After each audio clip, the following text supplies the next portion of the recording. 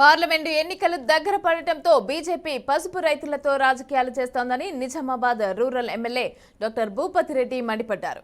మరోసారి పసుపు రైతులను మోసం చేసే ప్రయత్నాలు చేస్తోందని అన్నారు. ఇక తమ ప్రభుత్వం పసుపు రైతులకు 12,000 మద్దతు ధర ఇస్తామని ప్రకటించిందని, అలా బీజేపీ హామీ ఇవ్వగలదా అని భూపతి రెడ్డి ప్రశ్నించారు.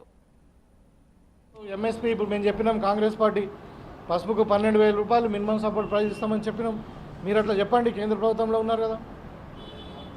అట్లా కాకుండా ఇవాళ ట్రేడర్స్ మ్యానుఫ్యాక్చరింగ్ దాన్ని పట్టుకొని కొంతమంది బడా వ్యాపారులకు లాభం అయ్యేటట్టు చేసి వాళ్ళకు లాభం అవుతుందని చెప్పి రైతులకు లాభం అవుతుంది ఇవాళ మాట్లాడుతూ ఉన్నారు. రైతుల దగ్గర యాక్చువల్గా 10% కూడా పసుపు లేదు, 90% అమ్మేసిరు. ఇవాళ రైతులు ఈ ఎలక్షన్లు వస్తున్నాయి కదా అని బీజేపీ మాటలు నమ్మితే మాత్రం పూర్తిగా మోసపోతారు మీరు అని మేము చెప్పదలుచుకున్నాం. అది కాకుండా ఇవాళ నేను 2 ప్రశ్నలు అడగదలుచుకున్నాం. కాంగ్రెస్ పార్టీ ఒక ఎజెండా తీసుకుంది. ఇవాళ జనాభాలో 55% మంది బీసీలు ఉన్నారు.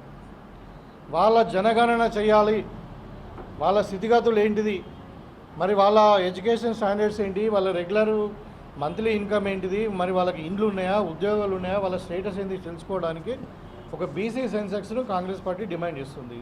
అధికారంలోకి వస్తే మేము పెడతామని చెప్తున్నాము కేంద్రంలో. ఇప్పుడు మన రాష్ట్రంలో మేము 29 రాష్ట్రాల్లో మొట్టమొదటి రాష్ట్రము. మా నాయకుడు రేవంత్ రెడ్డి గారి ఆధ్వర్యంలో మరి అసెంబ్లీలో తీర్మానం చేసి తెలంగాణలో ఫస్ట్ బీసీ జనగణన చేయాలని మేము కోరుకుంటున్నాము. తీర్మానం కూడా చేసినాము. ఇవాళ నేను అడుగుతా ఉన్న బీజేపీ వాళ్ళు ఏంటంటే, మీరు బీసీ జనగణనకు అనుకూలమా కాదా? అనుకూలమైతే ఇవాళ పెట్టండి, మీ ప్రభుత్వం మీదే ఉంది.